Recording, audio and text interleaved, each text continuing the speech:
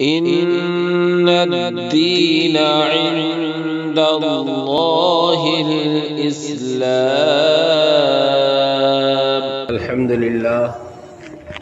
الحمد لله رب العالمين، والصلاة والسلام على سيد الأنبياء والمرسلين وعلى آله وأصحابه أجمعين.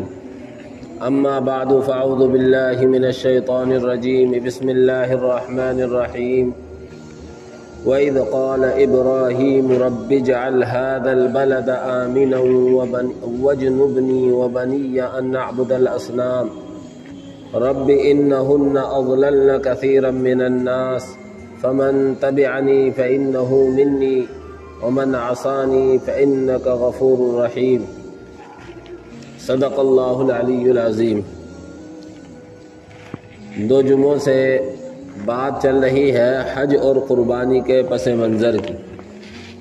قربانی اور حج یہ دونوں عبادتیں سلسلہ انبیاء کرام علیہم الصلوات والتسلیمات کے دو بڑے نبی حضرت ابراہیم علیہ الصلاۃ والسلام اور ان کے بیٹے حضرت اسماعیل علیہ الصلاۃ والسلام سے جڑی ہوئی ہیں، اور کچھ چیزیں حضرت ابراہیم کی اہلیہ حضرت اسماعیل کی والدہ محترمہ حضرت حاجرہ رضی اللہ تعالی عنہا سے جڑی ہوئی ہیں. گزشتہ جمعے میں حضرت ابراہیم علیہ الصلاۃ والسلام کے بچپن اور بچپن سے بڑے ہونے تک کی زندگی کا خلاصہ مختصر طور پر آپ حضرات کے سامنے آیا. حضرت ابراہیم علیہ الصلاۃ والسلام کے بے شمار امتحان ہوئے ہیں. اللہ نے حضرت ابراہیم کو آزمایا ہے.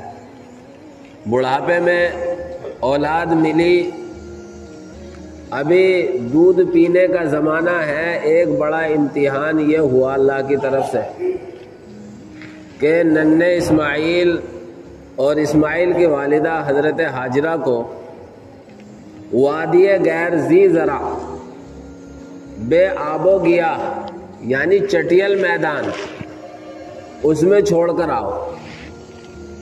وہ چٹیل میدان تھا جہاں آج اللہ رب العزت کا گھر بیت اللہ کعبہ موجود ہے. بخاری شریف میں روایت ہے کہ حضرت ابراہیم علیہ الصلاۃ والسلام حضرت حاجرہ اور ننھے اسماعیل کو لے کر اس جگہ پہنچ گئے. جو مکہ ہے یہ پہاڑی علاقہ ہے. وہاں اس وقت میں بیت اللہ تو پہلے سے تعمیر تھا، لیکن طوفان نوح میں وہ بھی منہدم ہو گیا تھا، ڈھہ گیا تھا. صرف اس کے نشانات تھے، بنیادیں تھیں. اللہ کا حکم ہوا، حضرت ابراہیم علیہ الصلاۃ والسلام تو ہر امتحان میں پورا اترنے والے، تو حضرت حاجرہ اور حضرت اسماعیل علیہ الصلاۃ والسلام کو وہاں چھوڑ آئے. ایک مشکیزہ پانی کا اور ایک تھیلا کھجور، اور بس اللہ کی مدد. حضرت ابراہیم چھوڑ کر جانے لگے تو بتایا بھی نہیں. حضرت حاجرہ نے پوچھا بھی کہ ہمیں چھوڑ کر کہاں جا رہے ہو، اور روایتوں میں حضرت حاجرہ پیچھے بھی چلی، لیکن حضرت ابراہیم نے کچھ نہیں بولا. پھر حضرت حاجرہ نے یہ کہا کہ کیا اللہ کا حکم ہے؟ تو حضرت ابراہیم علیہ الصلاۃ والسلام نے گردن ہلا کر جواب دیا. تو حضرت حاجرہ نے اس پر یوں ارشاد فرمایا، اذن لا یضیعونا، تب تو اللہ ہمیں کبھی بھی ضائع نہیں کرے گا. اب چلے جاؤ، اللہ ہماری حفاظت کرنے والا ہے. لیکن ایسے لقدق میدان میں، چٹیل میدان میں اور پہاڑی علاقے میں بیوی کو اور ننھے سے بچے کو چھوڑنا دل گردے کا کام ہے. آدمی عام حالات میں عام راستوں پر اپنی بیوی اور اپنے بچے کو چھوڑنا گوارا نہیں کرتا، لیکن حضرت ابراہیم علیہ السلام نے تو بچپن سے اللہ کے ہر حکم کو پورا کیا اور امتحانات میں کامیاب ہوئے۔ اللہ کا حکم تھا، اس لیے اللہ کے حکم کے سامنے سب کچھ قربان۔ لیکن جب حضرت ابراہیم علیہ السلام انہیں چھوڑ کر ان سے جب اوجھل ہو گئے، وہ نظروں سے آنا، نظروں سے دکھائی دینا بند ہو گئے، تو حضرت ابراہیم علیہ السلام نے بیوی اور بچے کی محبت میں اللہ سب کچھ جانتے ہوئے اللہ سے دعا کی۔ اللہ سے سب سے پہلی دعا کی، وَإِذْ قَالَ إِبْرَاهِيمُ رَبِّ اجْعَلْ هَذَا الْبَلَدَ آمِنًا۔ ابھی چٹیل میدان ہے لیکن دعا کر رہے ہیں اللہ اس کو امن والا شہر بنانا۔ سب سے پہلی دعا، کیونکہ جب تک آبادی میں امن و سکون نہ ہو، اطمینان نہ ہو، تو آدمی کا رہنا دوبھر ہو جائے گا، زندگی گزارنا مشکل ہو جائے گا۔ حضرت ابراہیم علیہ السلام کی دعا کا نتیجہ ہے کہ مکۃ المکرمہ آج تک امن والا ہے، اور قرآن نے اعلان کیا وَمَن دَخَلَهُ كَانَ آمِنًا، جو بھی مکے میں آ کر داخل ہو جائے گا وہ بھی امن والا ہو جائے گا۔ یہی وجہ ہے کہ اگر کوئی مجرم بھی جرم کر کے حرم میں داخل ہو جائے تو اسے حرم میں سزا نہیں دی جاتی، حرم سے نکالا جائے گا اور پھر دوسری جگہ سزا دی جائے گی۔ تو سب سے پہلی دعا تو یہ کی۔ دوسری دعا کی، وَاجْنُبْنِي وَبَنِيَّ أَن نَّعْبُدَ الْأَصْنَامَ، اے اللہ مجھے بھی اور میری اولاد کو بھی بت پرستی سے بچانا۔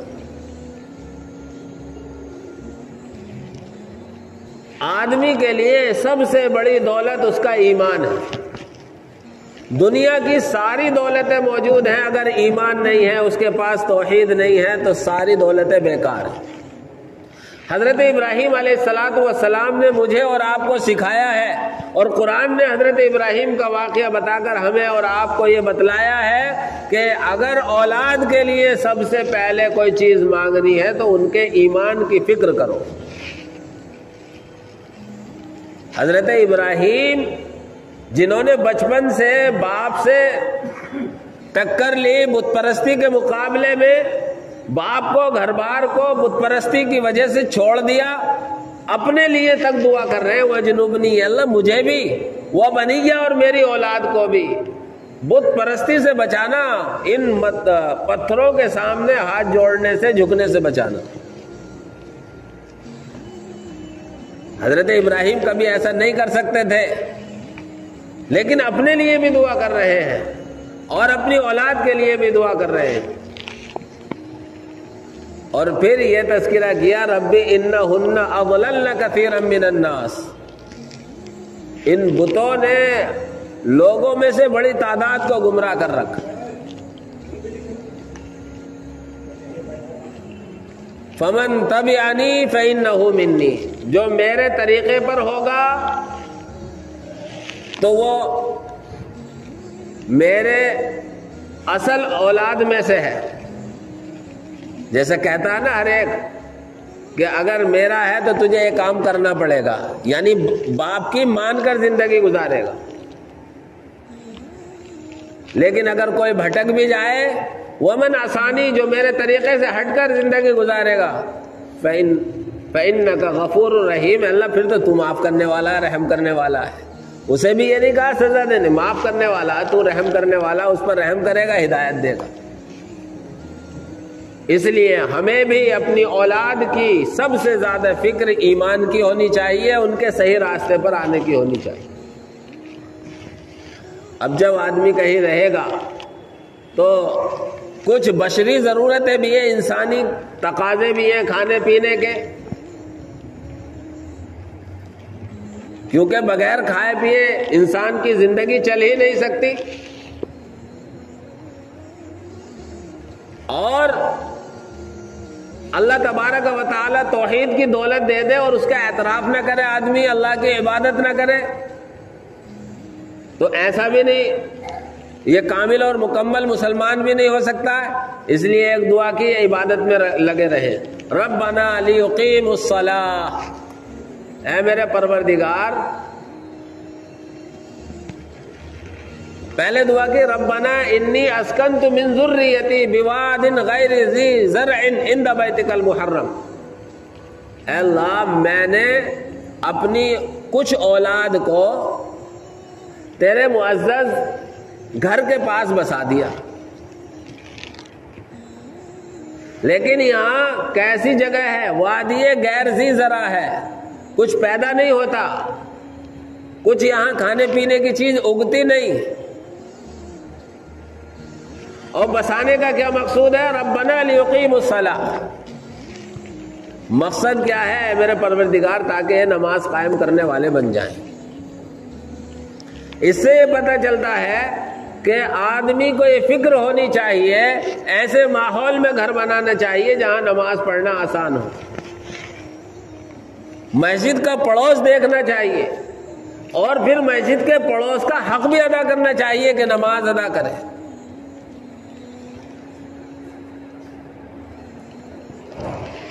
لیکن ایک بچے اور ایک بیوی کو چھوڑ کر جا رہے ہیں۔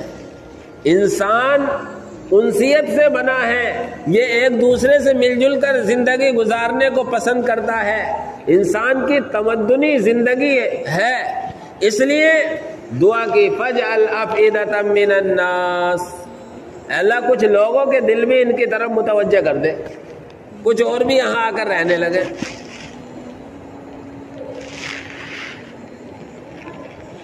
یہ سارے انتظام ہو گئے تو اب دنیا کے لیے بھی خوراک کی ضرورت ہے، اور یہاں کچھ ہوتا نہیں۔ وَارْزُقْهُم مِّنَ الثَّمَرَاتِ، اللہ انہیں کھانے کے لیے پھل دے۔ حضرت ابراہیم علیہ السلام کی دعا کا نتیجہ ہے۔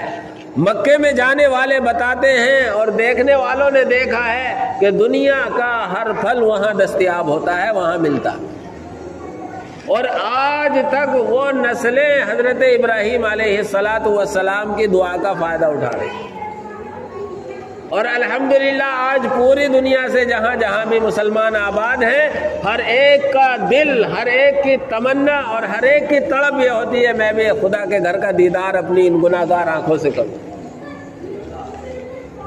ہر ایک مسلمان کا دل کھنچتا ہے مکے اور مدینے کی طرف۔ یہ اللہ کہ نبی حضرت ابراہیم علیہ السلام کی دعا کا نتیجہ۔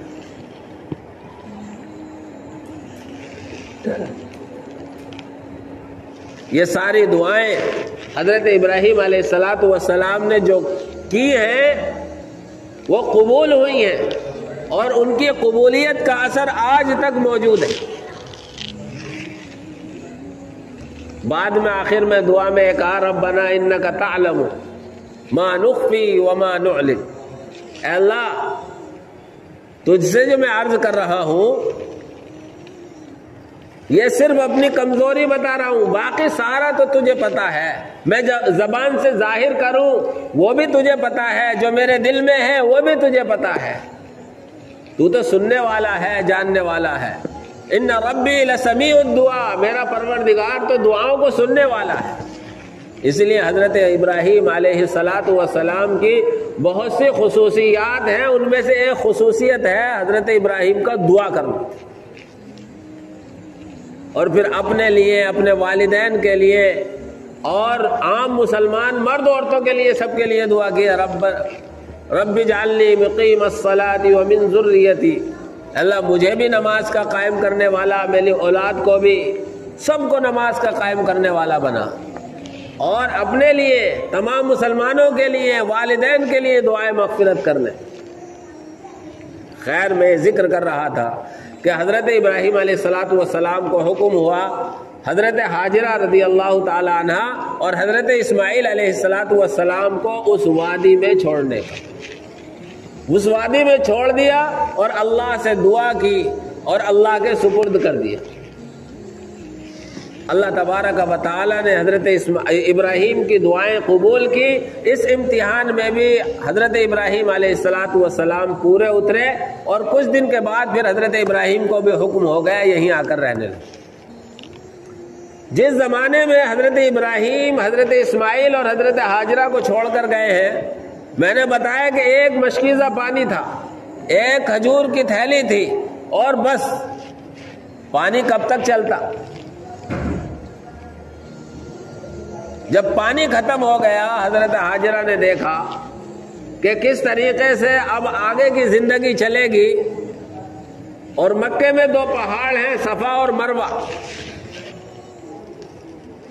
تو حضرت ہاجرہ جب پانی ختم ہوا اور بچے کو پیاس لگی، حضرت اسماعیل کو جو ابھی بچے ہیں، دودھ پیتے بچے ہیں، انہوں نے رونا شروع کیا۔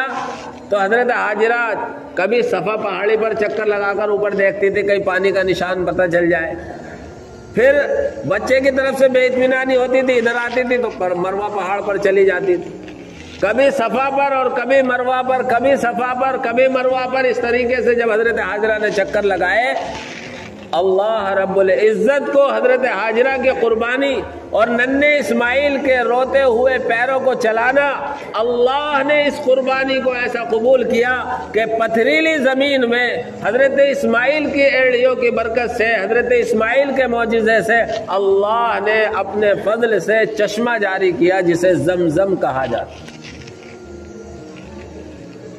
اور وہ چشمہ ایسا جاری ہوا، جس دن سے جاری ہوا ہے آج تک وہ کبھی خشک نہیں ہوا اور نہیں ہوگا۔ اور اس پانی کی خوبی یہ ہے، اللہ کے نبی نے فرمایا، جو اسے جس نیت سے پیے گا اللہ اس کی اسی نیت کو پورا کرے۔ زمزم بیماریوں سے شفا کا بھی ذریعہ ہے، زمزم روزی کا بھی ذریعہ ہے، اور زمزم کو جس نیت سے آدمی پیے وہی کام کرے۔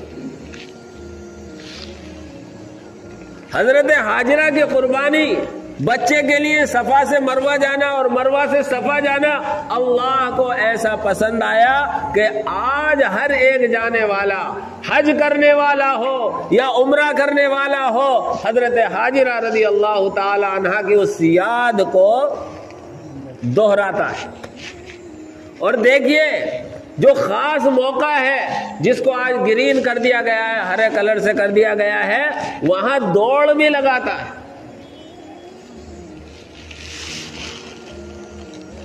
یہ حضرت ہاجرہ کی قربانی، اس لیے میں نے کہا تھا حج اور قربانی یہ دونوں عبادتیں دو بڑے بزرگ اور حضرت ہاجرہ ان سے جڑی ہوئی ہیں۔ تو اس زمانے کے لحاظ سے پھر وہ کنواں بنا، اور کنویں کے بعد آج وہ سمرسیبل ہے، اور ہر حاجی مکے سے کچھ لائے نہ لائے، اور کچھ لائے یا نہ لائے، سب باہر کی چیزیں ہوتی ہیں، اگر وہاں کی کوئی چیز ہے تو وہ زمزم ہی ہے۔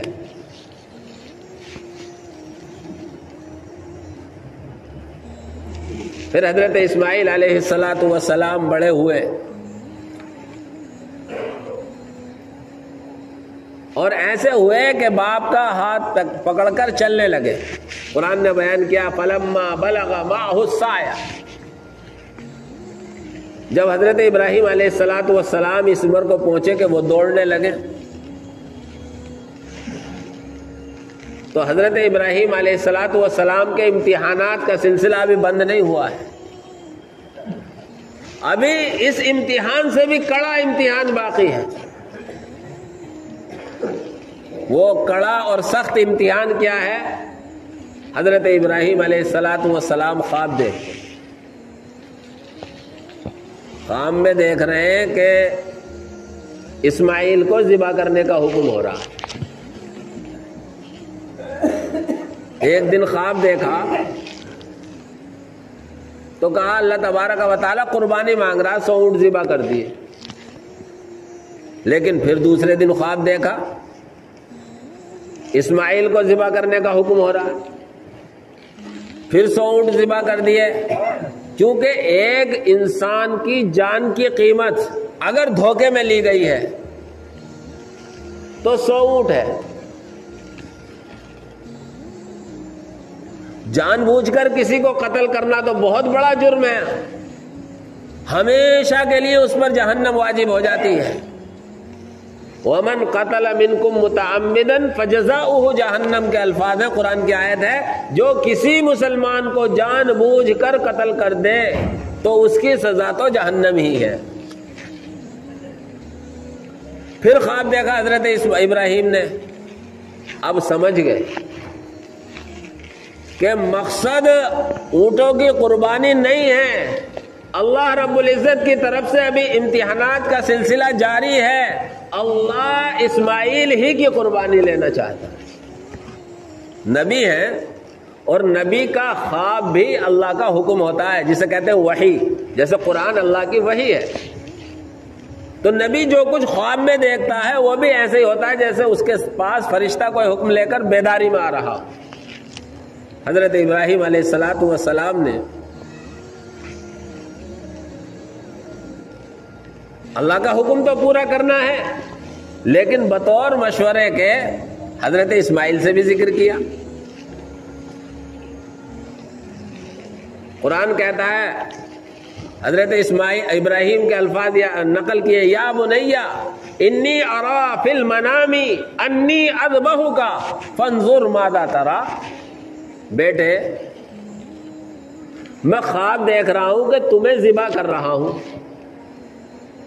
اور خواب بھی اللہ کا حکم ہے، وحی ہے، گویا اللہ حکم دے رہا ہے تمہیں ذبح کرنے کا، فانظر ماذا تری، اب بتاؤ تمہاری کیا رائے ہے۔ مثل مشہور ہے، حالانکہ وہ اچھی جگہ نہیں دی جاتی ہے، مثال سانپ کا سپولوا پیدا ہوتا ہے۔